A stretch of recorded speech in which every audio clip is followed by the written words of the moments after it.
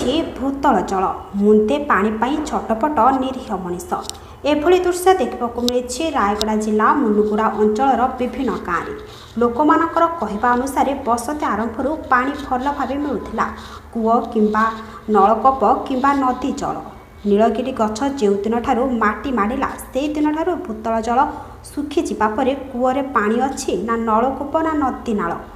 हाँ आमर जो नीलगिरी गछ अत्याधिक बढ़ी चली पानी सुखी जाऊँगी आमको तो पीवा पानी मिलूना नदी नाल रे पानी ना बोर खोलने पानी मिलूना कूଅ जोटा थिला गाँव में से कूअर पानी सुखी गला आपाई नीलगिरी गछ बेआईन न करा आमे रास्ता को ओह्लैबू आमर ये अमादोला एरिया रे नीलगिरी गछ लगेलू टोटाली वर्षा टोपाटे आसुना किसी नहीं एबे आम कौन करूँ आहरी बहुत हरियाणी हो जाऊँ आम सुधरी आंध्रु आसुंच जमी दलाल एठारे बास करुवा निरीह लोकों को टंकार लोभ देखाई केउठी जमी लीज नहीं तो केउठी जमी किणी नीलगिरी चाष करुछंती।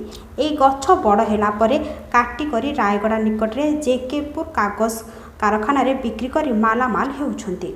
सेपटे दुख भोगुछंती ए अंचलर साधारण लोके एपटे श्रावण मासरे बसा न थाई चाषी हंतसंत हेउथा बेले नीलगिरी गछ भूतल जल शोषि नेउछि। धान मरुड़ी सांगकु नीलगिरी जनित जलर अभाव साधारण लोकंक पई एक अभिशाप पालटिछि।